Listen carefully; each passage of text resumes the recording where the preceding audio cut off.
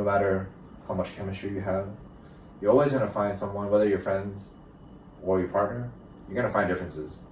No one's going to perfectly align to how you think or how I think.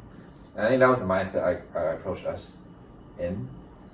It's a fine line, right, of something, of a relationship. I say this where it's like a fine line of a relationship that needs work or does not work. Hey guys, how would you describe your relationship in one word and why? Gabe, you can go first. Yeah, I'll say familiar. Familiar? Familiar. The context behind that is, we've been friends probably 8 years before we started dating. And so obviously that's not normal for most cases. And we didn't plan it out to be that way. But yeah, because Joyce and I have known each other for so long, there's a familiarity, and there's a newness as well, but a familiarity in the relationships that we've shared for many years and still share since we were friends and kind of growing up together throughout our university to young adult life. And yeah, it just feels like there's a lot of history. And then there is a lot of history to prior of us dating, and so that's why I would say, yeah, familiar in many ways. Okay. Joyce? Okay, yeah, my word for our relationship is candid. Why candid? Candid because we are quite ourselves with each other. So yeah, not only are we straightforward people, but I think the straightforwardness, that's what made us pretty good friends in the beginning. Because you're not just straightforward in your answers, but also in how to explain this? Our jokes, sense of humor. Many aspects, yeah. Washroom jokes. Mm-hmm. Is what I'm thinking about. It's very straightforward. So because it's very straightforward? Yeah, I think there's an honesty behind it. And then I think that's what kind of gravitated us towards each other in the beginning. Yeah, and then we're still like that now. I think my definition of candid is just whatever happens or is in our head, we kind of just say it. Yeah. So you're very honest with each other. Yeah. And in the moment, yeah. Yeah. The different people we meet, we can put on a certain filter to a degree. I feel like with us, it's I feel like I do that. I can do that more than her. But with her, it's kind of what you see is what you get. Yeah. That's a great way of putting it. Okay. I was gonna say something because you said that it feels like that's kind of what attracted you guys together. And you said you were friends for 8 years. Mm-hmm. I think around there. That's a long time. 7 years before we started dating. 2014. 2013. When did you guys first friends? 2013. Like in school? Yeah, high school. High school? Yeah. Not university? No. Wait, did someone start coming to the high school and then... No, we met in choir class. We've actually been in the same middle school and high school the entire time. We just didn't know each other. Oh. Yeah, until my grade 12 year and then his grade 11 year. So how'd you guys become friends? Well, my friend thought that he was flirting with her sister across the choir room. Was he? I don't know. He said what year? He kept rejecting it, but I think he wasn't because he was actually interested in another girl. Yeah, what? Afterwards. What? On camera. But it's in the past. It's in the past. You have friends, guys and girls. Yeah, that's right. Right. So he was just joking with her, bantering with her. But then my friend kept on going oh, look at him. He's flirting with my sister. So then she confronted him at in a choir class. This is us in high school, and was like, what are you flirting with my sister? Blah, blah, blah. And then he was like, oh, no, I'm not, blah, blah, blah. And they started joking around and stuff like that. And then but then I think my first impression of Gabe is he didn't take offense to anything. He kind of just took all their comments, jokes and stuff like that, and just whatever, this is just who I am. Okay. So then how did that go for you guys being friends? I mean, our friendship progressed as we just kind of met each other in choir, but then we talked more. While we were waiting to audition or waiting for the concert to start and stuff like that. And I think because we are quite straightforward people, I just ask him a bunch of questions, just answers it. Yeah. I think I can be straightforward, but I think the type of people that I'm the most comfortable around, without me realizing later, are people who are very like unfiltered. And Joyce is one of those people. Oh yes, unfiltered. Very Yes. unfiltered. That's another word to say. So she does her. She doesn't really think what people think. So she does it. I'm like, I respect it. So. Interesting. Okay, so you guys became friends in high school, and you were friends for a long time. How did you go from friends to dating? Friends to dating. God changed his heart. God changed whose heart? Gabe's heart? His heart. My heart. First. Yeah. What does that mean? How do we? There's a big gap here between friends to dating. Obviously, friends for like 7 years. But there was a point. I liked her in high school. Joyce. Like when he first met me, like When I first met her. Joyce is like, so I went to a youth group with her, and she also brought like there's always a group of people that met at her house, and we would transit to youth group together. So Joyce, everyone knew Joyce was like the center of it, like the catalyst. Brings everyone together, you know, not necessarily like in a way that's like, oh look, these are all my friends, but it's like everyone comes together, and it's like familiar. And so because of that, I think I was like, you know, that was new to me, you know, maybe infatuated to a degree. So I liked her, but she did not feel the same way about me. Oh, so you told her you liked her? At some point. Yes, he asked me to be his girlfriend. And you said no? At that time, I said, I don't know. Yeah, and I left for Toronto. Yeah. But she would come back like a crib. But then eventually... Why did you say no? I said I don't know because I actually did not know. Oh, you did not know. It wasn't like a no, it's just like I don't know. Yeah, but then after I said no. I think because like, even though we're not that far apart in age, but I think, especially at that time, I felt that both of us were immature. Yeah, and like not ready for a relationship. Yeah, and I think especially for me, like I had just gotten out of a relationship. I was going to say like you hadn't dated. It was like I did for 2 months, so I don't really count as a relationship. Yeah, but like I think after that experience, I realized that like dating was definitely not my priority in life. Yeah. Yeah, I wanted to focus on before you were going to university, right? Yeah. I was like, okay, you know what, in university, like, I'm not even gonna date. I'm not gonna bother, like, trying. Because I just know I won't prioritize it. Yeah. So in my head, it's pretty dense. It's just like, I don't know. I think I don't know the layers behind everything. Kind of like she's saying, like, immature. It's like, do we have I was just like, just want to date because I like you. And Yeah. He's like, I like you, let's date. Be my girlfriend. You're like, I don't know. I didn't say it like that, but I think in my head in terms of like, I didn't think about all these like, maybe things that are a bit more mature to think about. I see. Did not think about. Yeah. And you guys still stayed friends after this? Yeah. Long story short, she, like, the I don't know part, I don't really know how it kind of played out after, in the sense of like, but it was just, we decided to be friends. Because she was in Toronto, I was still in Vancouver. So at that point, and Joyce is someone, this is another thing, like, because when this happens, I feel like it's easy for it to like be awkward, or it's like, oh, like, can we still be friends? Joyce is someone that, so part of the candidness or the unfiltered, she doesn't really care. It's like, that happened, but we can still be friends, you know? And so, and I kind of play off that energy too. Because if I get an energy that's like, oh, maybe they're a bit awkward, then maybe I would kind of like, this is awkward. But she never made it that way. And so we were just able to be friends from that. And just like, yeah, no. And so basically time passed. And really at that point, we didn't see each other in any romantic way. Yeah, bros. Bros. As people would know. And then fast forward.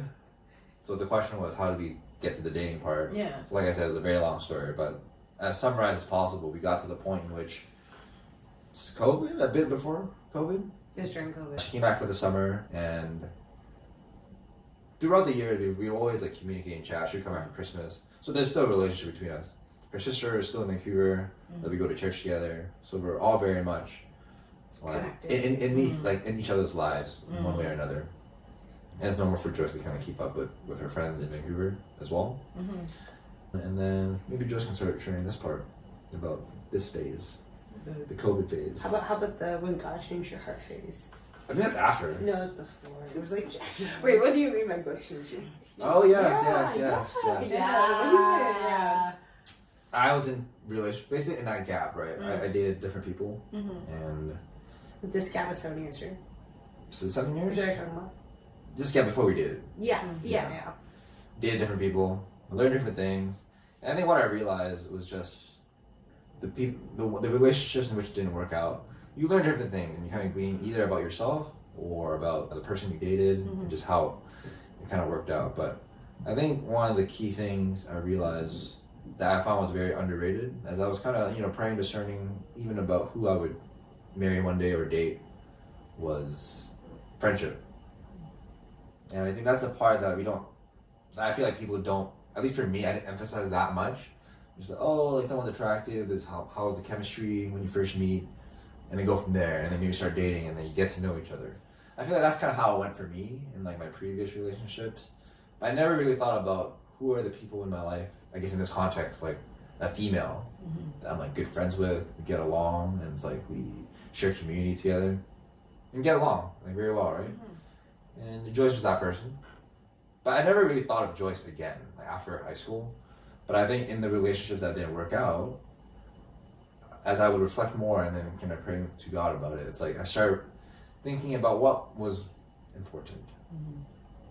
And I think a friendship aspect is a crucial element to it. I'm not saying people have to be friends for 8 years and then start dating, but I think that, but just in our unique context, the friendship was a part that I think God made me realize, it made Joyce more attractive to me again.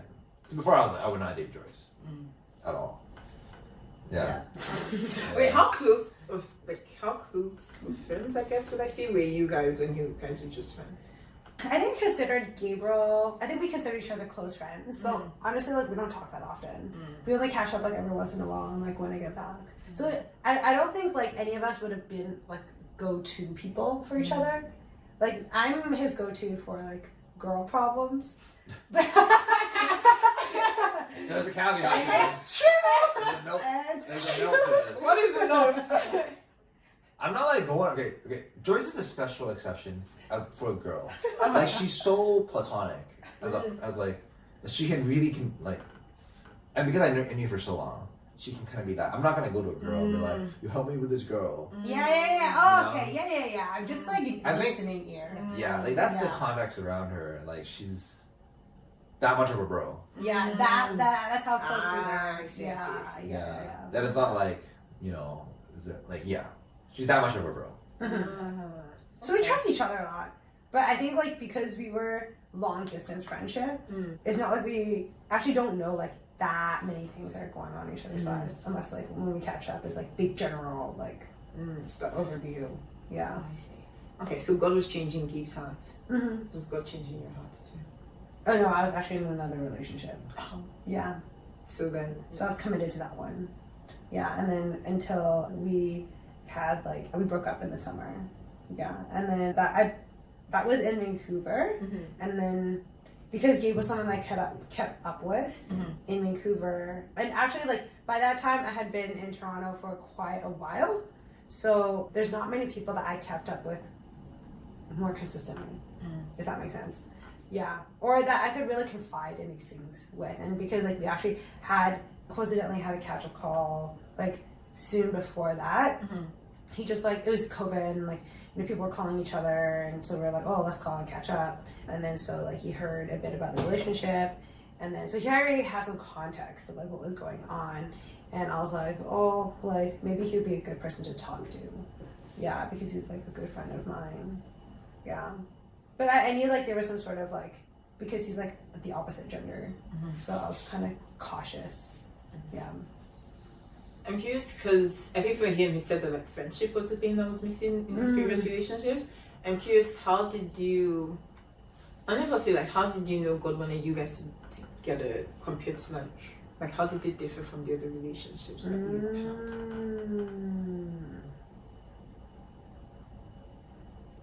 If it did, I don't know. Because you said friendship, right? Was the thing that was like missing from your other relationships, and when you started praying about it, that's when God told you Joyce, because you guys already. I told you friends, and then you were like, okay, I guess Joyce. Yeah, it wasn't like Joyce. Yeah. So then you were like, Joyce is a good one. And not to say friendship wasn't part of my previous relationships, but I think I started thinking more about it in terms of like as a criteria or as a thing to like consider more. Yeah. Yeah. So yeah, I guess mine was friendship. Did you have a variable that was different. Why are you thinking Joyce? Because if you said you had friendship with those other relationships, what made the relationship with Joyce different? I think it was just more of a. The key is friendship first, and that's what I feel. Oh, okay. It might just be the order of things. Okay. In a way that's framed where, with at least in our context, I'm not thinking about dating her. I'm not thinking about marriage or whatnot. We're just brothers and sisters in Christ. That's who we are. Are you laughing? You're not brothers and sisters. We're friends. We're friends. It's the most cliche word. But we're friends. And I feel like there's something. I feel like when you change the order of it, there's it's different. And I think. You mean like instead of like going into like intentional, romantic relationship? I'm not saying that's wrong per se, but it's at least in my life and how it played out. Pursuing a friendship in a way that, maybe you can think in the back of your mind, okay, this person could be a potential person, but it's not a forefront thing. At least right away. Having like the pure intentions of being just like getting to know them as a friend. Getting to know them. When Gabe asked you out again, after your most recent relationship, what made you say? Did you say yes? I'm assuming you said yes. At that time, I did not. I did not. I told him to wait a little bit because I had to think a bit more. Yeah, I discerned a little bit. What was that discerning period like for you?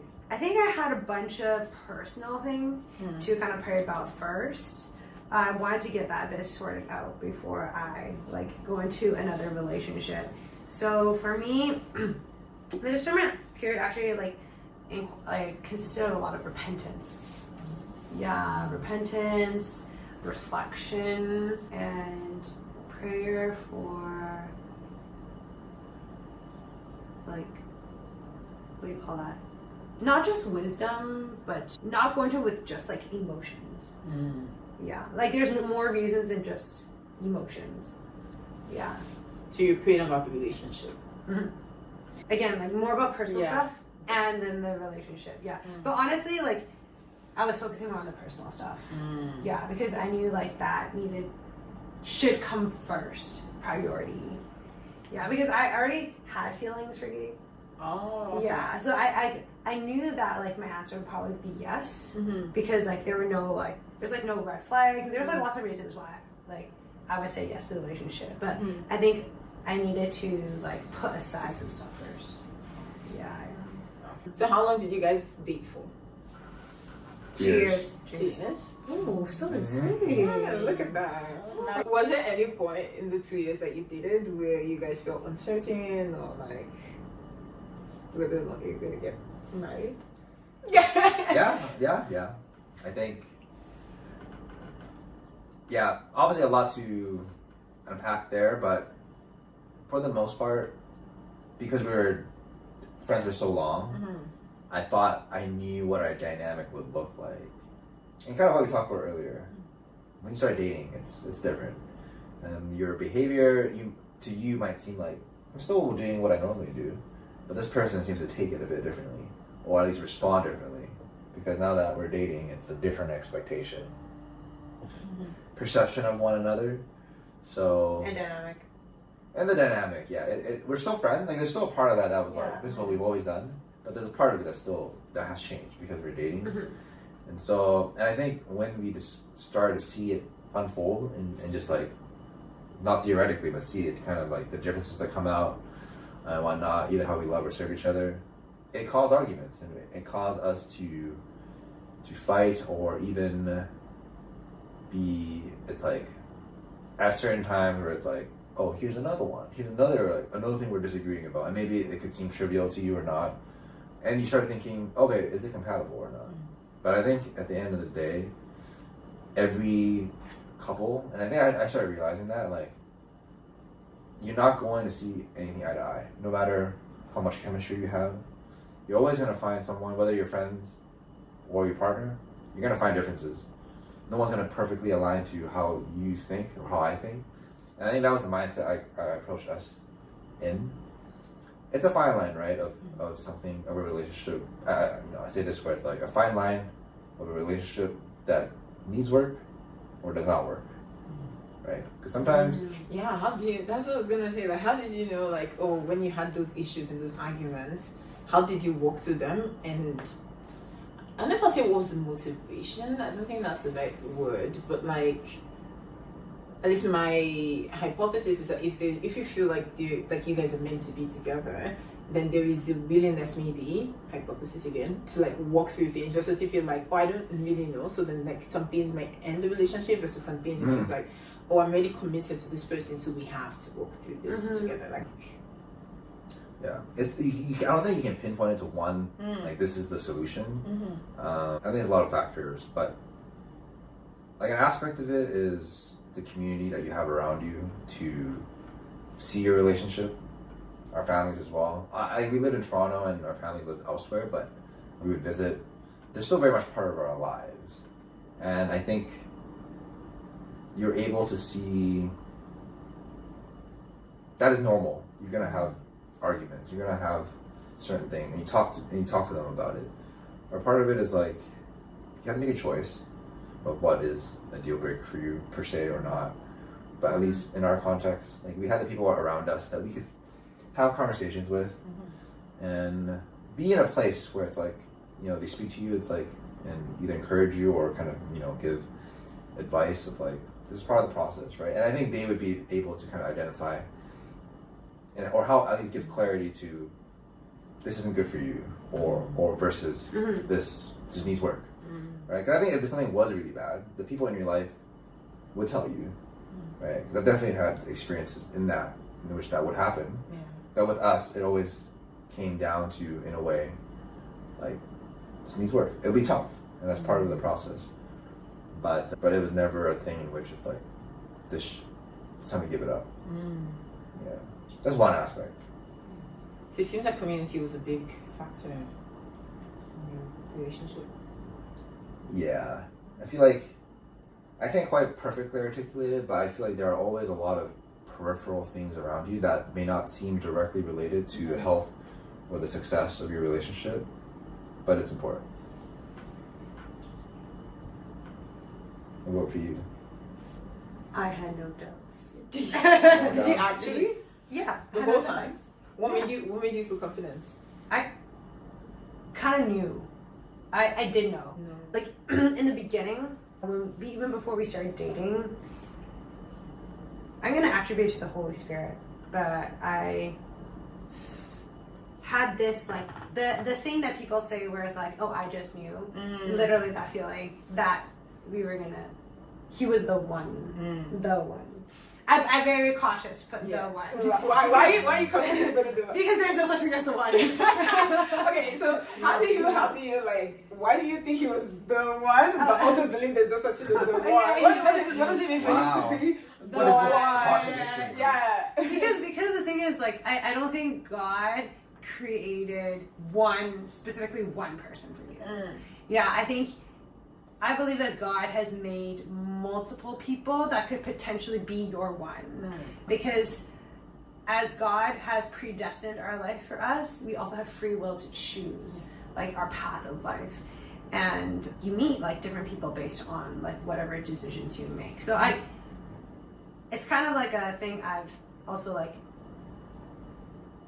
I think it just like came to me one day, like when I was in a conversation with a friend. And I think it also just doesn't makes sense that like what happens if you never meet this one, and there's like so much pressure on like finding this exact soulmate, and like then you start forming like this ideal person in your head, which is not real, because there's no one is perfect. By the way, no one's perfect. Alright, so the Holy Spirit kind of told you that he was one of the ones. Yeah, correct.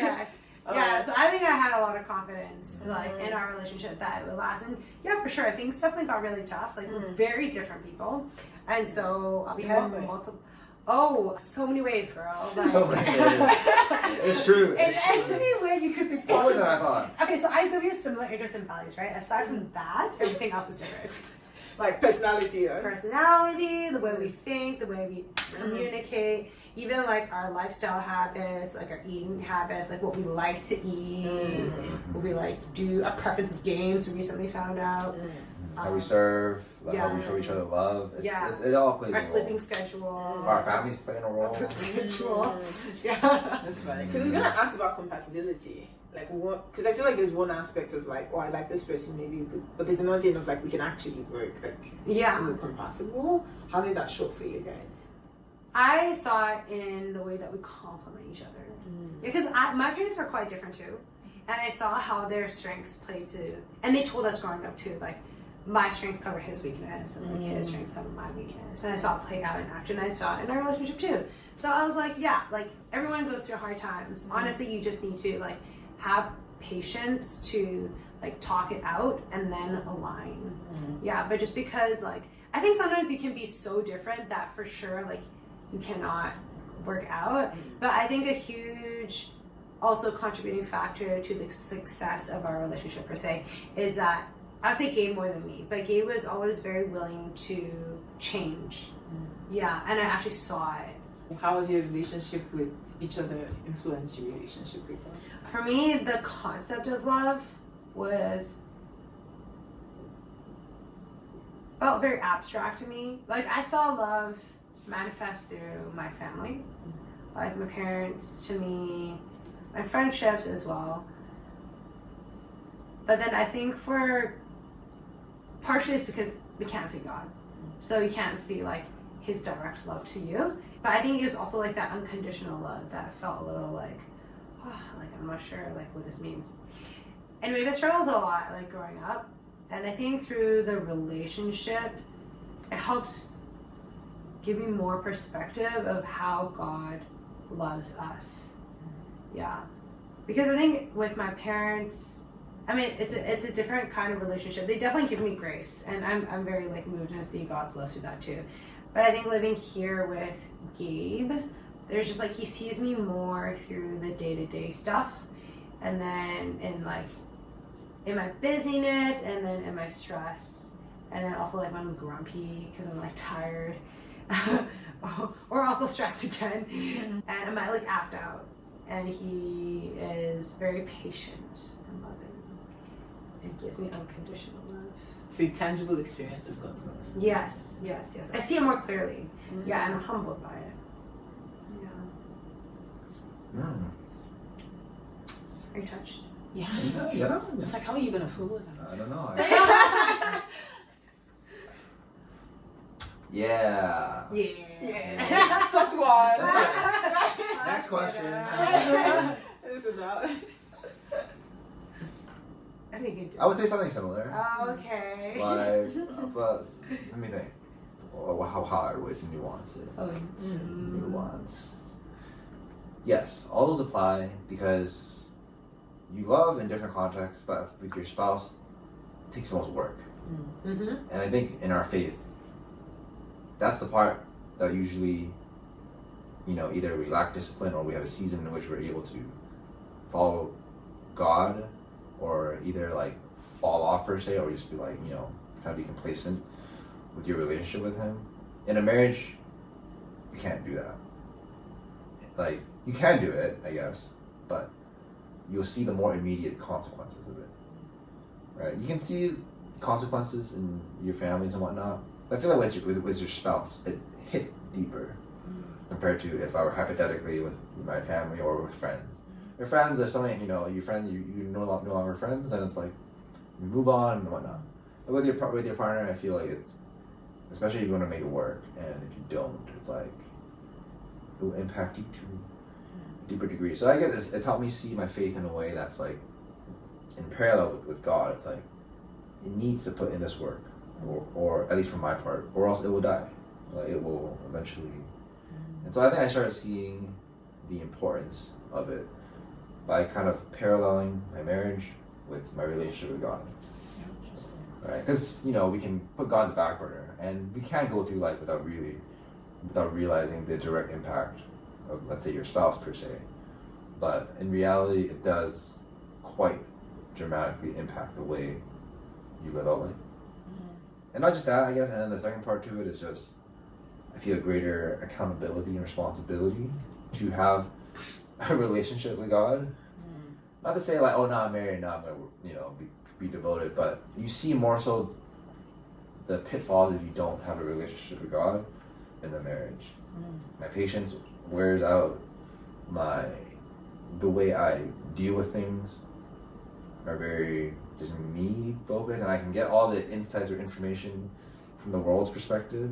But I think it's hard to articulate it until you just let it and start realizing like it's really like I can see my life in a way without God and with God.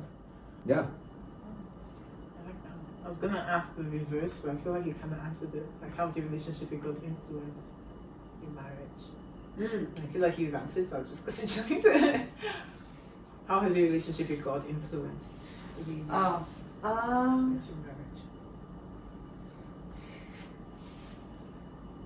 There's a lot of aspects, I think.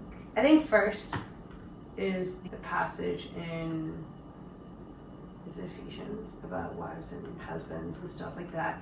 That was a passage I had to kind of struggle with during my dating days, because it's something that he really believed in, and I think I didn't understand or have a good perspective of what it is like to have a husband who is like the head of the family but loves the wife, and then the wife submit to the headship. And I think with lots of broken marriages around me, I didn't really have much faith in that. I was a little jaded and skeptical as well. But I think seeing how Gabe has taken, I mean, we talked about like, we agreed on like a perspective before we got married, but really seeing it come into life. Yeah, when we got married, like Gabe taking responsible of things and like doing his best to love me and to like sacrifice for me, just like Christ did. And then I think in my relationship with God as well, I think when I am not refreshed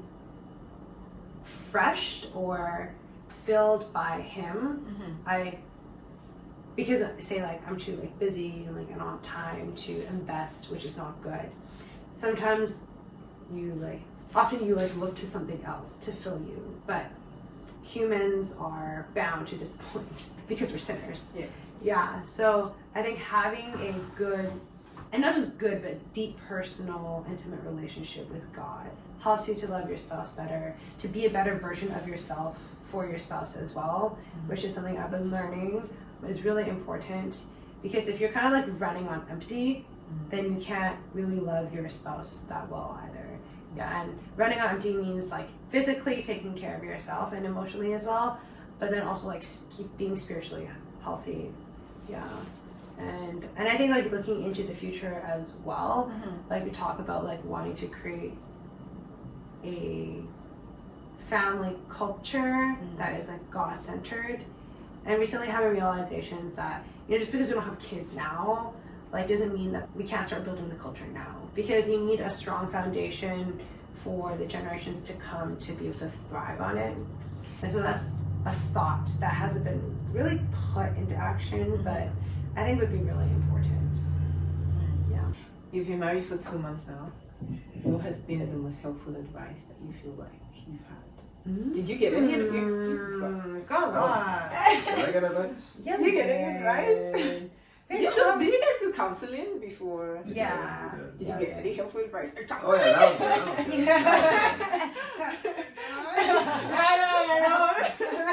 good. No, it was good. It was really good. I think John. It was good. He's probably not watching. Yeah.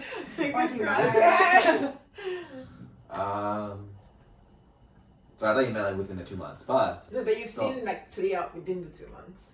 Oh. Yeah, like not things that you hope would be helpful advice eventually, but something that you really feel has been helpful. Okay, like advice that was given to us before. That's helpful now. Yeah. Okay. That's a good one that I was thinking about. It's finding this alone too.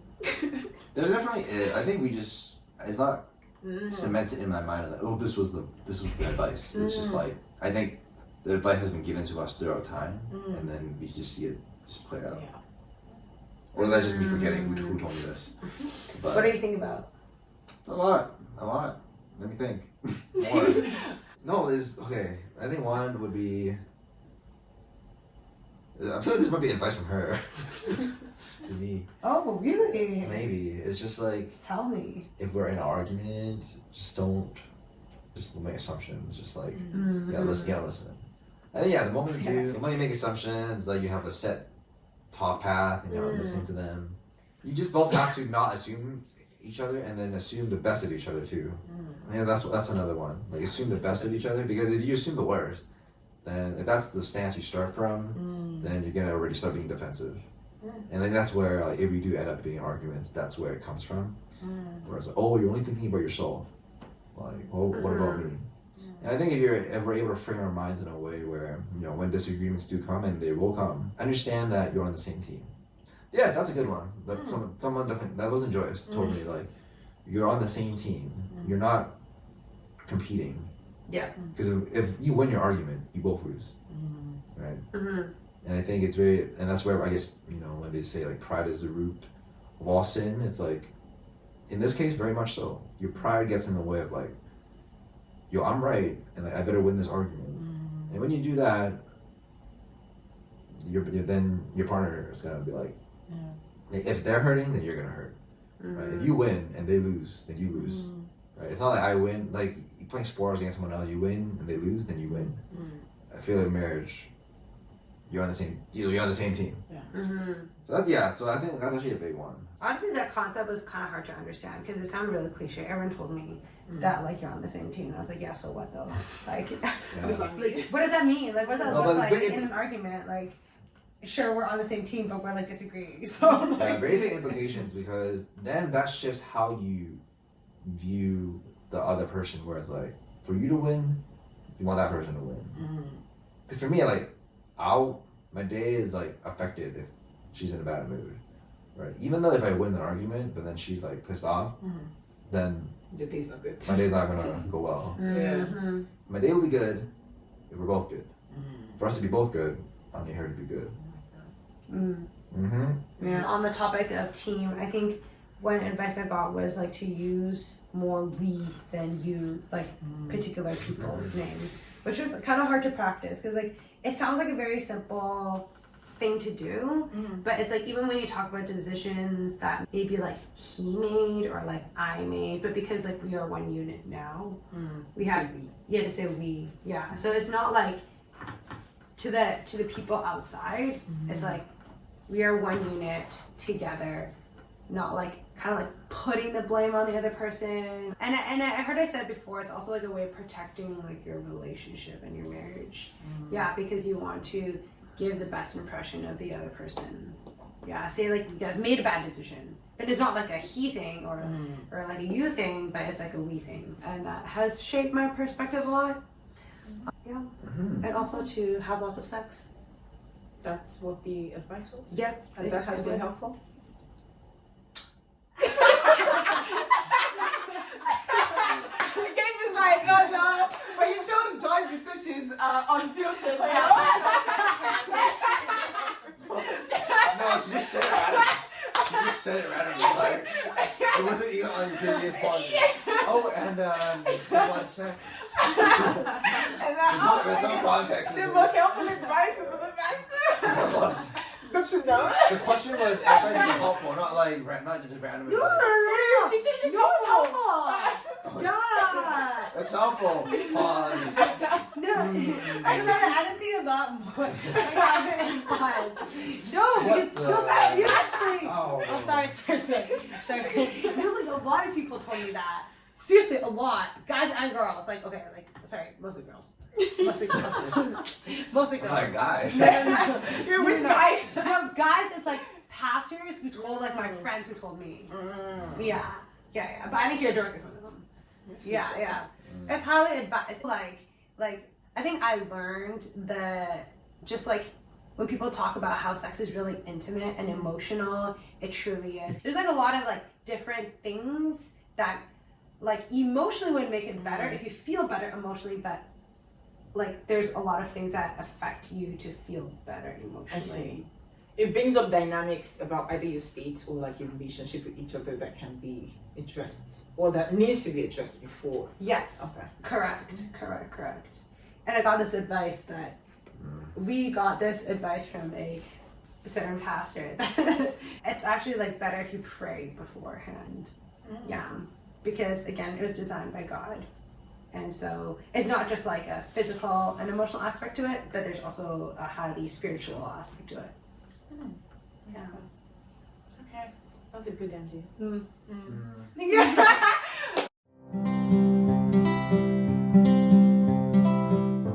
I've also learned to always don't try to read meaning, just read what you're saying. Okay, what do you mean? So people over-explain, over-analyze people's characters, and they make excuses. Or maybe they are like this, or maybe he's just tired. No, that's who he is, right? So when he displayed his character when we were dating, like he was very intentional, he was very selfless, even to other people, to his friends. So you could tell, and also the conversations that we've had. Conversations are so important. I think beyond date nights, talking is probably the best thing anybody can do for their relationship.